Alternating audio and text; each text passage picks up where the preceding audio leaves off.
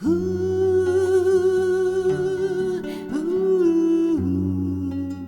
alors j'ai le plaisir ce soir d'être avec Carmen Fankhauser. Et puis Carmen, je te propose au tout début, est-ce que tu veux nous raconter un petit peu qui tu es, d'où tu viens et qu'est-ce que peut ton parcours de vie? D'accord. Alors écoute, merci Esther, merci pour cette invitation. En fait, moi je suis bâloise de mes deux parents.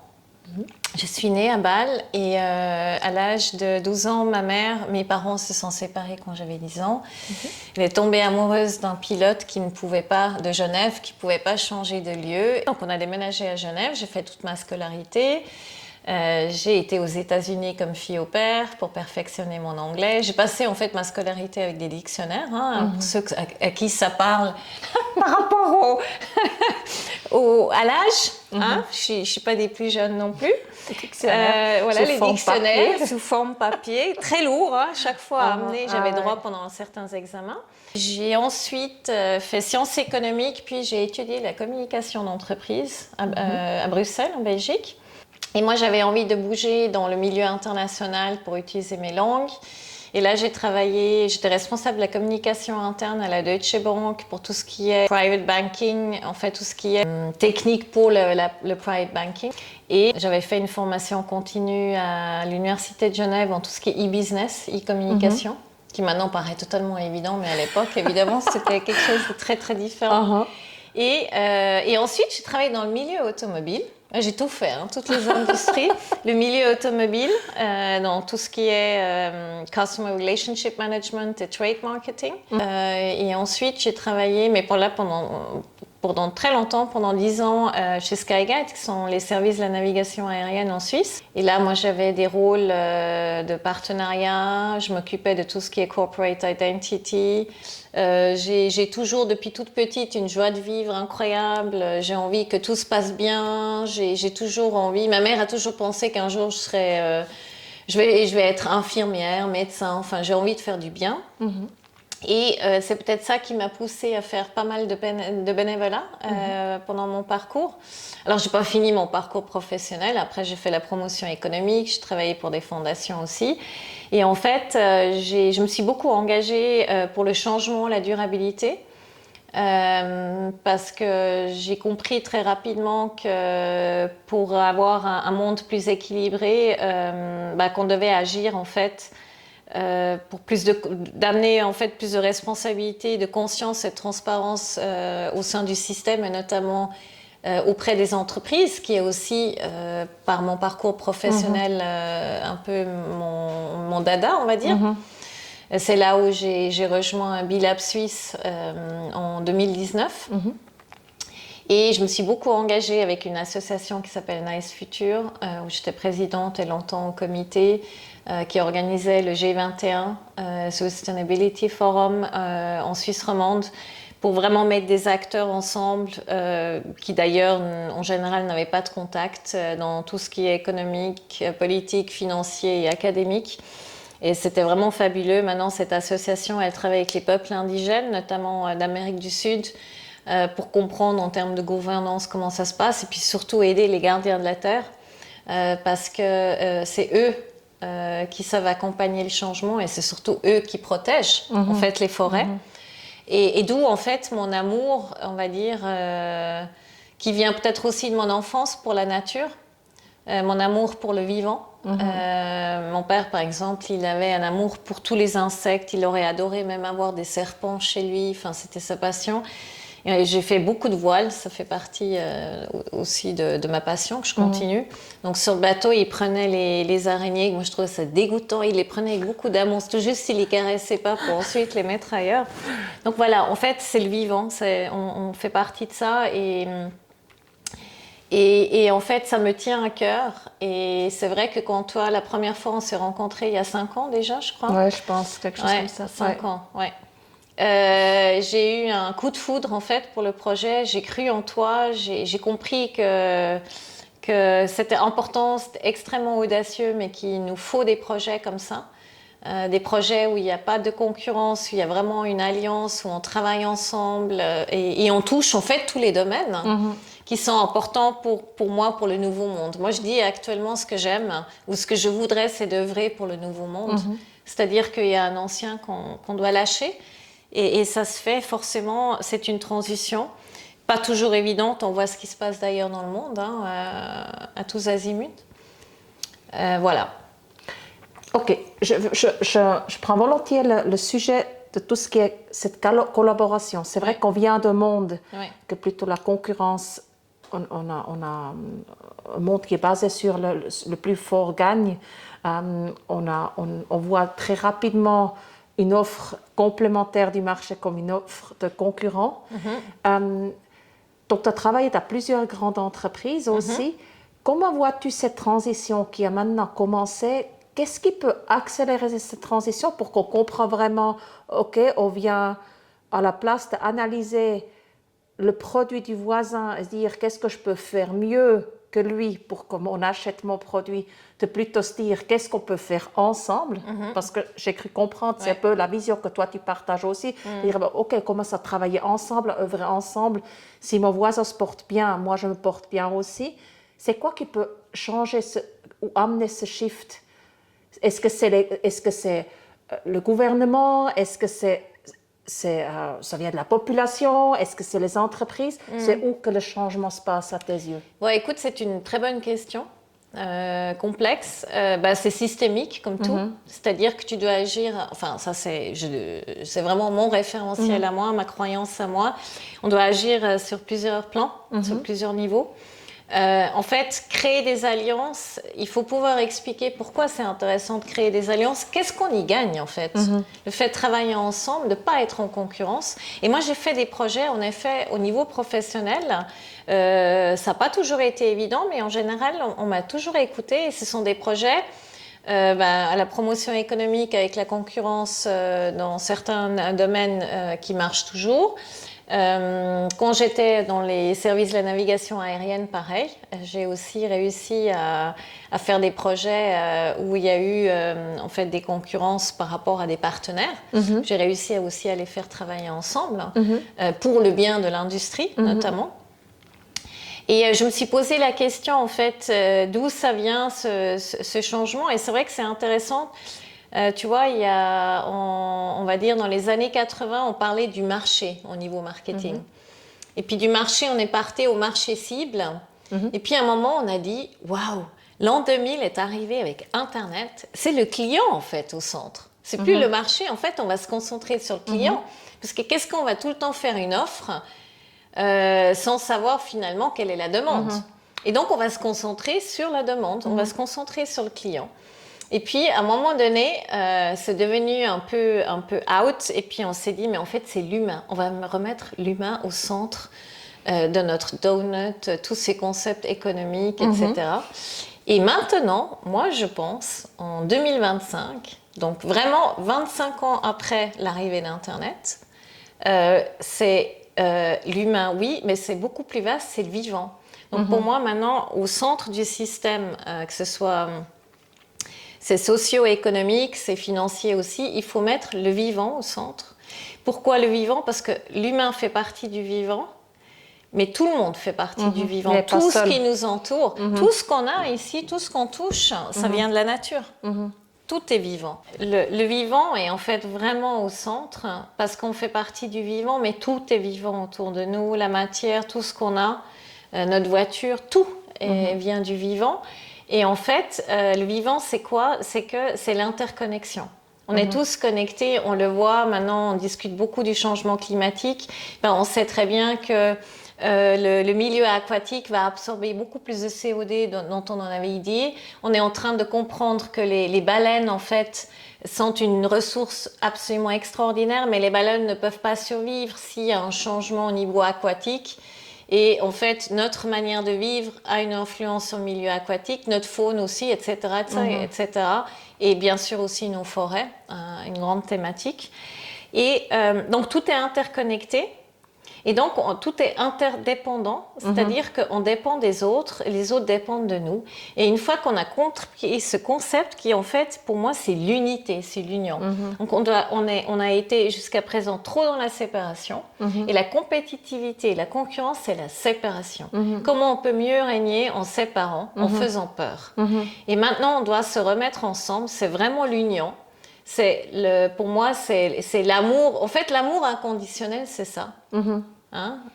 Je vais pas rentrer dans des concepts, on va dire, romantiques, mais c'est vraiment ça. C'est que c'est au-delà, c'est vraiment le côté inconditionnel, c'est sans jugement, on est ensemble, on est dans le même bateau. En plus, on habite quand même sur la même planète. Alors, à part pour ceux qui veulent déménager sur Mars, je n'ai pas trop l'impression que ce soit un super plan confortable en plus. C'est pas pour demain.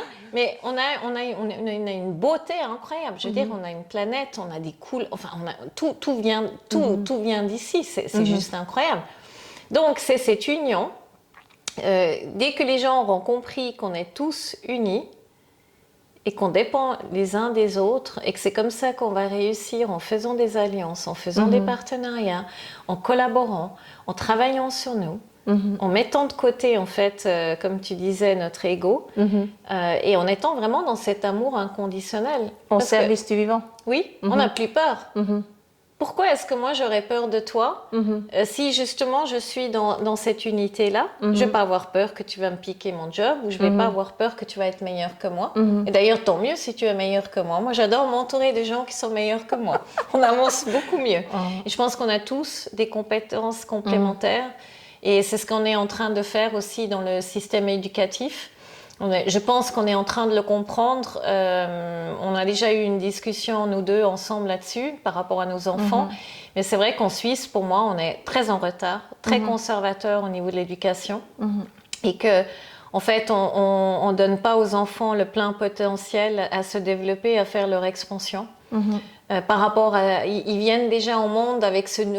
En fait, pour moi, les enfants, actuellement, ils sont déjà programmés pour le nouveau monde. Il ne faut pas essayer de les entraîner vers l'ancien, c'est ridicule. Au contraire, il faut les écouter.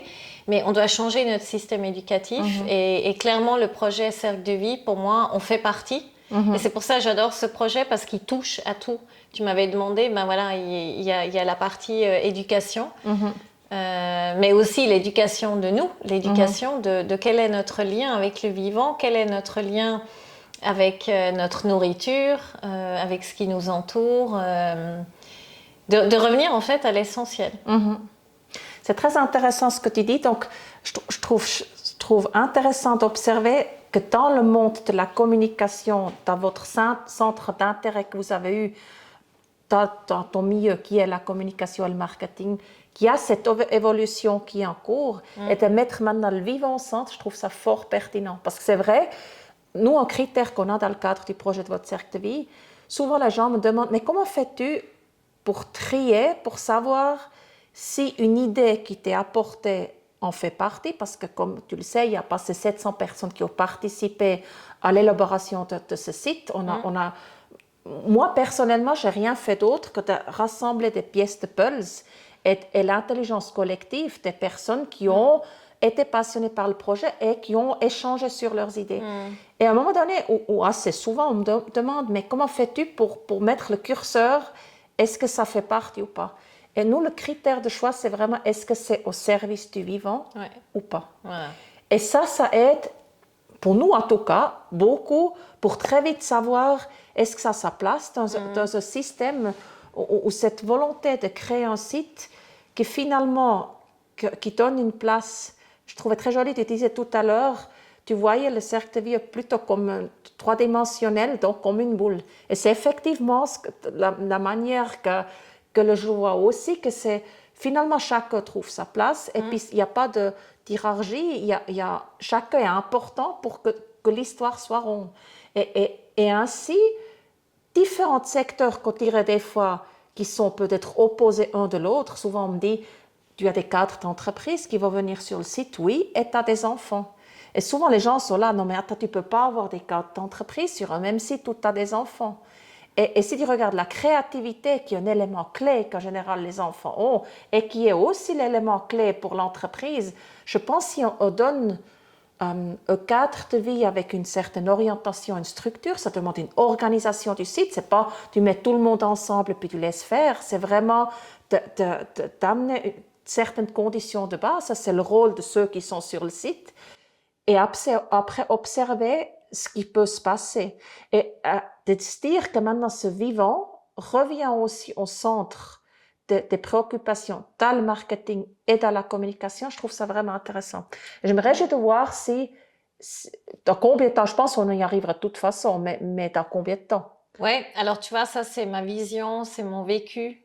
J'y crois vraiment profondément. Après, c'est pas pour autant que c'est ainsi que ça se passe dans les entreprises. Malheureusement. Mais c'est mon souhait qu'on arrive vraiment vers cette compréhension. En tout cas, c'est mon analyse personnelle et je suis certaine que, bah voilà, la preuve, en tout cas, je suis pas la seule.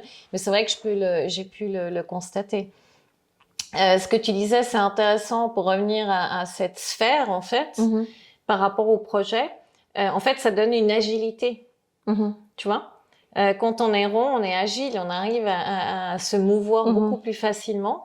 Et le fait, par exemple, de mélanger des chefs d'entreprise avec des enfants, eh ben, c'est naturel. Parce que la majorité, on a été entouré d'enfants, on a déjà été nous-mêmes un enfant. Certains, ils ont des enfants, ils sont grands-parents, etc. Tout le monde est connecté aux enfants. Tout le monde a une sensibilité par rapport aux enfants. C'est comme les animaux, c'est assez rare de voir quelqu'un qui n'aime aucun animal. C'est le côté naturel. Tout à fait. Oui, tu vois, il y a toujours un qu'on aime. Hein. Alors, on n'aime peut-être pas le chien, mais on va aimer le serpent, etc. Et c'est comme la nature. Est-ce que tu as déjà connu quelqu'un qui va te dire « je déteste la forêt » ou « je déteste les fleurs » Alors, peut-être qu'il y en a qui ont peur de certains éléments. Ah oui, voilà. Mais personne n'aime pas la nature. Oui, c'est ça, exactement. Et personne n'a peur, en tout cas, de toute la nature. Donc, c'est pour revenir à cette agilité, tu vois. C'est de dire, OK, ben, tout le monde travaille ensemble, tout le monde est interconnecté et ça va jouer. Maintenant, Cercle de Vie, c'est pour moi un projet, en fait, qui est pionnier et qui montre que ça fonctionne. Et c'est vrai que l'idée, moi, je dis toujours que c'est pour ça que je soutiens le projet, parce qu'il nous faut des projets comme ça pour montrer que c'est possible. C'est faisable, mais concrètement, on va le matérialiser. Et ensuite, il y a d'autres qui peuvent s'inspirer. Et non seulement ils vont s'inspirer, mais en plus, ils peuvent eux-mêmes transformer leur entreprise au niveau de la gouvernance, au niveau de l'opérationnel, stratégique, etc. Et puis l'adapter à leur territoire, à leur environnement. Leur industrie, parce que pour moi, c'est une question de survie. Si les entreprises actuellement elles veulent survivre, elles doivent absolument changer de système, d'état d'esprit. Et en fait, à nouveau, ça part de l'humain. Quand toi, tu accompagnes, parce que des fois, tu accompagnes aussi tes entreprises dans cette procédure de transition ou dans des moments stratégiques d'une entreprise, c'est quoi les éléments clés? Comment procèdes-tu? C'est l'humain donc, on disait tout à l'heure l'humain au centre. Tu vois, je remarque que moi, j'utilise ce terme-là aussi. Qu'est-ce qui est un peu là? Est-ce que tu as une méthodologie ou méthodologie, oui.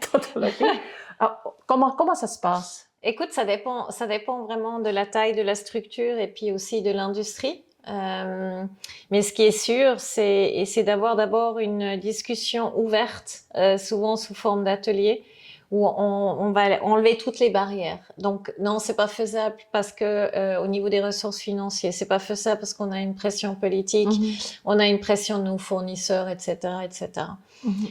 Et de commencer à faire collaborer tout le monde en fait, toutes les entités. Alors à nouveau, ça dépend de la taille. Et de faire émerger en fait toutes ces nouvelles idées. Maintenant, tout ça, ça peut pas se faire si, au niveau de la direction et du conseil d'administration, il n'y a pas une unité en termes de vision. Et là, il faut une grande ouverture d'esprit.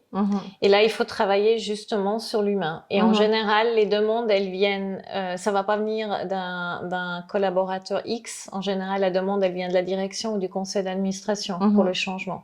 Et même là, on a pu l'observer autour de nous. Tous ceux qui sont audacieux et pionniers, ils peuvent se faire évincer par des actionnaires notamment, parce que il y a la peur. Il y a la Ouais. peur du changement, il y a la peur de la prise de risque et de l'inconnu.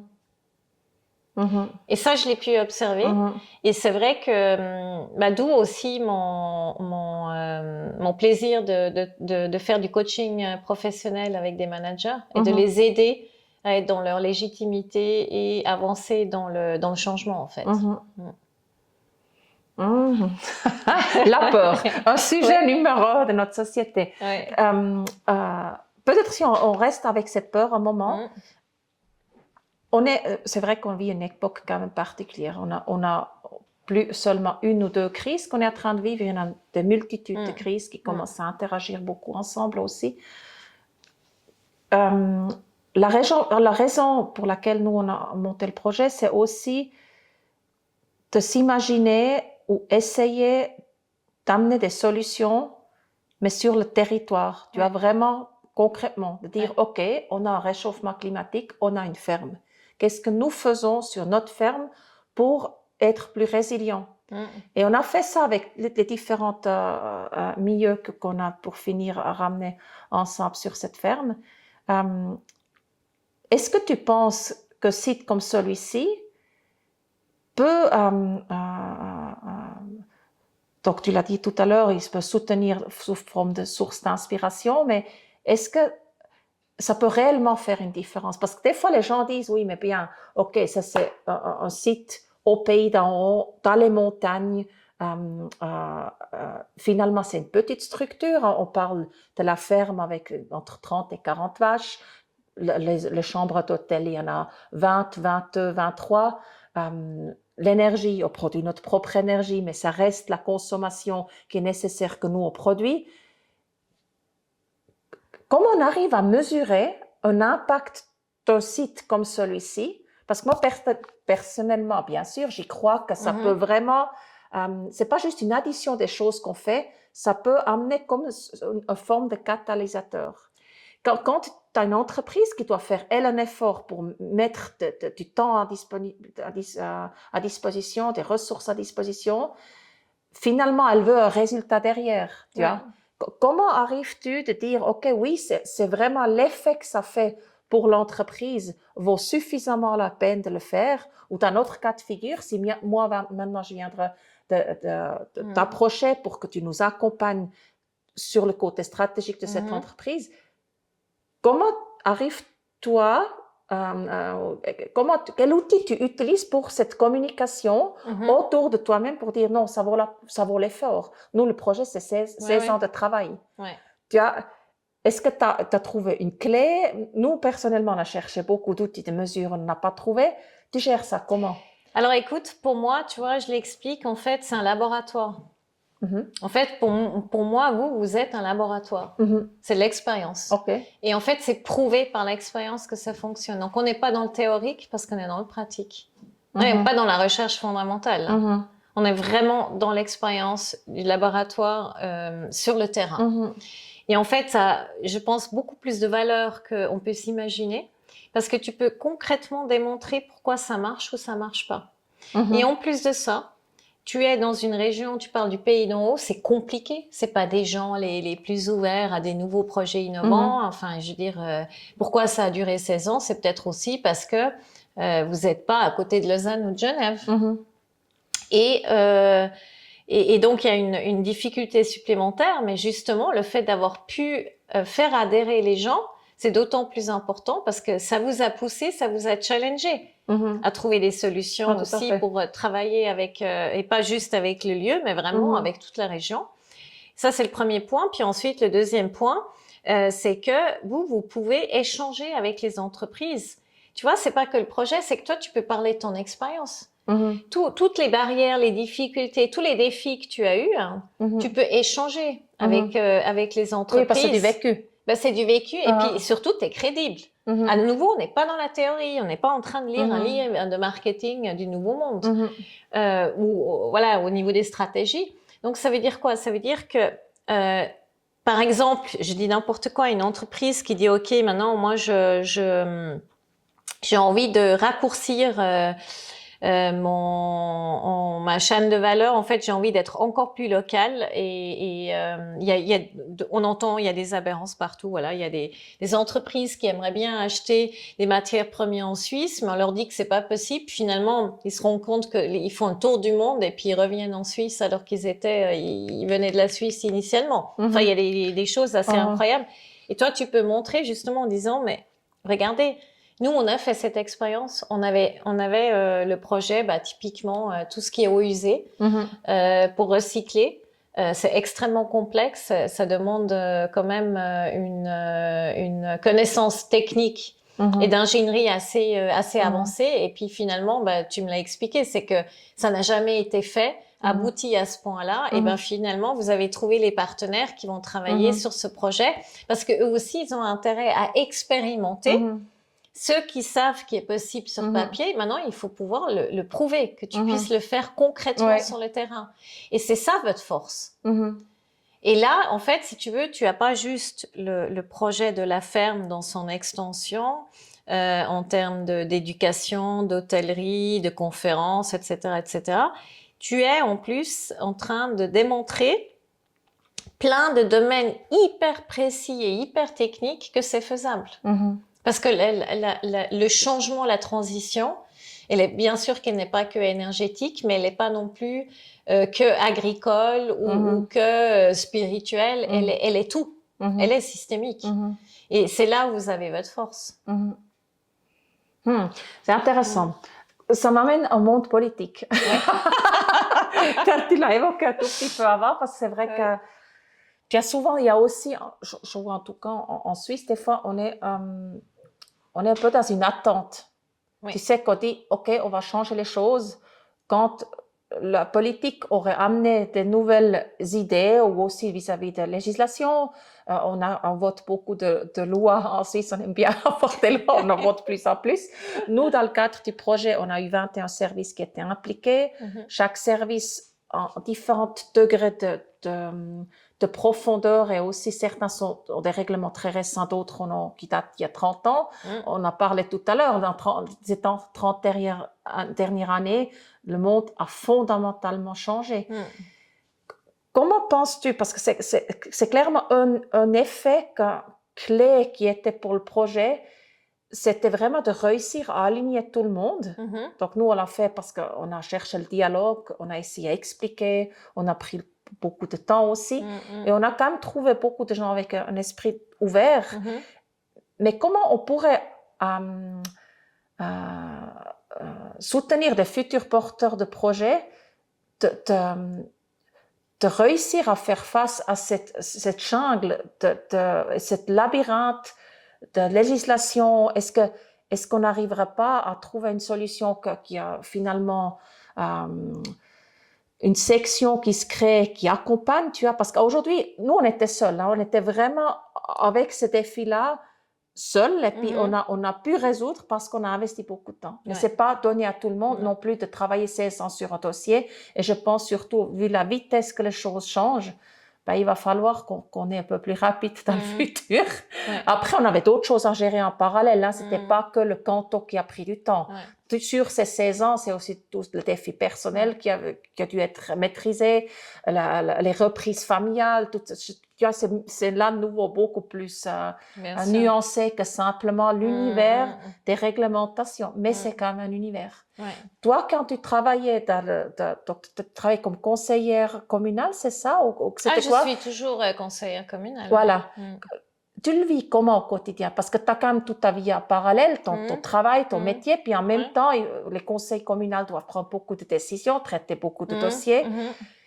Ce serait quoi ton souhait ou ton rêve? Est-ce que tu as une idée comment ça pourrait être transformé? Tu t'es déjà posé la question? Oui, en fait, c'est vrai que on a la chance en Suisse d'avoir un système politique unique où l'avis de tout le monde est pris en compte, enfin, jusqu'à un certain point. Maintenant, on perd aussi beaucoup de temps. C'est-à-dire qu'il faut énormément de patience. C'est vrai qu'en étant au législatif, donc le Parlement de ma commune, c'est fastidieux. Pour faire passer aussi un nouveau règlement, notamment, il faut énormément d'argumentation, beaucoup de discussions, et puis parfois on tourne en rond, clairement pendant les sessions. Je sais parce que j'étais présidente du conseil aussi, il y a 60 conseillers à gérer et c'est pas toujours évident selon les projets. Maintenant, pour revenir à un niveau, on va dire, plus global, on va dire cantonal et fédéral, on va parler par rapport au canton, ce qui est ton cas. C'est vrai que le fait d'avoir une connaissance, un lien déjà, ou avec un parti politique ou avec une personne, on va dire, clé qui comprend très très bien le système cantonal politique notamment, ça peut aider. C'est-à-dire que on peut être sensibilisé par rapport à ce qui va arriver, si tu veux, en termes de discussion, puis on est sensibilisé aussi à comprendre qu'est-ce qu'on doit mieux expliquer, qu'est-ce qu'on doit mettre en avant, comment on doit argumenter, etc. Et je pense que ça, c'est important, en fait, c'est d'avoir un peu comme des personnes de confiance dans le système. C'est pour ça que je disais que la politique, elle était importante pour le changement. Parce que ces réglementations, on en a besoin aussi. Sinon, les entreprises ne bougent pas. Alors oui, c'est vrai que c'est dommage parce qu'en même temps, ceux qui sont créatifs et pionniers, ça peut les freiner. Ou alors, il n'y en a pas assez de réglementation. On se trouve d'un coup dans une zone grise, puis on te dit... Puis tu peux pas, parce que... Ouais, exactement. On te dit, ça n'existe pas. Ouais, typique. Ça, c'est typique. Et c'est vrai qu'en Suisse, malheureusement, les politiques ou la politique, on va dire, notre système attend que ce soit le privé qui prenne les devants, en fait, qui agisse, et ensuite, c'est la politique qui va réagir au niveau de la législation. Et par moment, enfin, j'ai l'impression que c'est en train de changer parce que maintenant, on est en train de discuter avec le souci climatique. Il faudrait peut-être avancer plus rapidement avec la législation et pas forcément toujours demander l'avis du privé. Et ça, c'est clair que c'est toutes les discussions qu'il y a actuellement. Et même dans les partis politiques, on sent il y a vraiment des dissonances. Enfin, c'est compliqué en termes d'accord. Et c'est peut-être là, c'est aussi en train de changer. Mais clairement, tu peux pas contourner la loi. Non, ça, c'est et sûr. Par contre, tu peux l'influencer et l'inspirer aussi, bien sûr. Et là aussi, moi, je pense que c'est important d'avoir des personnes de confiance dans tous ces domaines. Clairement. Oui, puis c'est intéressant, le nouveau, si on regarde ce que tu disais au début, là, tout ce qui est travail ensemble, ces collaborations, ça, c'est quelque chose que j'ai vraiment pu constater avec le temps. Alors, d'une côté, le temps coûte de l'argent, le temps coûte de l'énergie, mais le temps apporte aussi souvent des alliances fortes, apporte peut-être aussi une certaine maturité pour réussir à accomplir quelque chose. Et il est vrai que ces dernières, je dirais surtout les 2-3 dernières années, tout à coup, les choses ont commencé, la sauce, elle a commencé à prendre. Tu sais que tu sens, ah tiens, on a eu des autres écoles et des universités qui ont confirmé, qui ont montré leur intérêt, qui ont commencé à travailler sur le sujet. Là, maintenant, il y a un partenariat qui est en train de se mettre en place pour le système d'épuration avec les PFL et puis un service du canton qui est responsable pour l'épuration, pour vraiment faire, une fois que le site est ouvert, une analyse approfondie de cette eau avec un travail de recherche pour montrer et aussi pour servir à d'autres porteurs de projets de dire, OK, si on arrive à travailler comme ça, la qualité de l'eau, ça peut être maîtrisé, puis cette eau a, en bout du compte, le droit d'être utilisée pour autre chose que simplement, chez nous, c'est pour le moment, c'est l'arrosage de la toiture verte, mais dans le futur, ça devrait aussi être le cas pour l'agriculture. L'eau, c'est quand même un défi aujourd'hui, plus que jamais. Bien sûr, évidemment. Et ça, je trouve vraiment intéressant. Ça, personnellement, c'est quelque chose qui me passionne aussi. Et je trouve, en dehors du fait que tout le monde est gagnant dans un système où on collabore ensemble, c'est aussi tout le monde est super inspiré parce que, voilà, le monde académique, c'est pas du tout celui-ci duquel je viens, mais c'est fort intéressant d'avoir une explication académique sur quelque chose que tu fais empirique, tu vois, ou intuitif. Certaines fois, on prend aussi des choix que c'est de l'intuition, qu'on sent, écoute, on le sent ou on le sent pas. Tu vois, comme on dit dans le jargon. Et il est vrai que ça, je trouve vraiment intéressant. Donc, ça me donne aussi beaucoup d'espoir pour le futur, qu'on voit qu'il y a beaucoup d'ouverture maintenant aussi vis-à-vis du canton. On a vraiment eu affaire avec beaucoup de personnes exceptionnelles et qui veulent et qui sentent intuitivement, oui, ce que vous voulez proposer avec le projet, on a l'impression que ça va dans la bonne direction, on essaye à trouver une solution pour que ça passe. Et ça, c'est quelque chose que je trouve aussi intéressant, qu'avant, c'était plutôt de dire on fait respecter nos lois. Et maintenant, on a plus en plus de gens dans toutes sortes, ou c'est dans les entreprises, qui cherchent plutôt une solution pour que ça passe. Ouais. Même si au début, au premier abord, on a l'impression on est dans une zone trop grise. On ne sait pas comment traiter le dossier et on se donne les moyens de réfléchir à qu'est-ce qu'on peut faire. Pour la dernière question, ou peut-être l'avant-dernière question, Carmen, j'aimerais bien savoir de toi, qu'est-ce que serait pour toi la solution, l'élément clé qu'il faudrait que notre société, si on aurait acquis ça dans la société, les choses changent. Tu as un élément ou un rêve ou un vœu que tu dirais, si je pourrais aujourd'hui choisir quelque chose, c'est ça que je mettrais ma force ou mon énergie pour que les choses s'accélèrent, pour qu'on arrive à mieux cohabiter sur cette planète. Ben, comme je t'ai dit, en fait, c'est la peur de l'autre, de dissocier. En fait, il faut unir, il faut arrêter de dissocier, il faut unir. Et pour ça, ça demande une confiance en soi, plus d'équité. Je pense que ça vient de là, c'est que on voit dans le monde, on a de plus en plus un problème au niveau du partage des ressources, partage du pouvoir aussi. Alors en Suisse, on est entre parenthèses assez bien loti, quoique. Je pense que c'est ça. Clairement, s'il y a plus d'équité, il y aura moins de peur à tous les niveaux. On est en train de voir cet équilibre aussi, je pense, entre hommes et femmes. C'est assez intéressant ce qui est en train de se passer au niveau mondial et ce qui se passe aussi en Suisse. Je pense que c'est vraiment ça, c'est l'équité, c'est l'union en fait. Ne pas avoir peur d'être différent. Pour mieux s'unir. Oui, exactement. Et de toute façon, on est plus fort ensemble. Ça prend plus de temps, c'est vrai, mais on ira beaucoup plus loin. Et en général, quand on va plus loin, on prend du temps, mais c'est durable. Ce que je dis toujours quand on critique les Suisses, qu'on n'est pas très rapide. Je dis, mais au moins chez nous, une fois que c'est décidé, c'est du béton, c'est sûr. On ne va pas revenir en arrière. Magnifique. Merci beaucoup, Carmen. Merci à toi, Esther. Et puis, je me réjouis par la suite pour œuvrer aussi pour... Mais moi aussi. Avec je me réjouis, j'espère de pouvoir en tout cas contribuer à ce magnifique projet et pouvoir donner du mien là où je peux, où ça fait sens. Merci beaucoup. Merci à toi.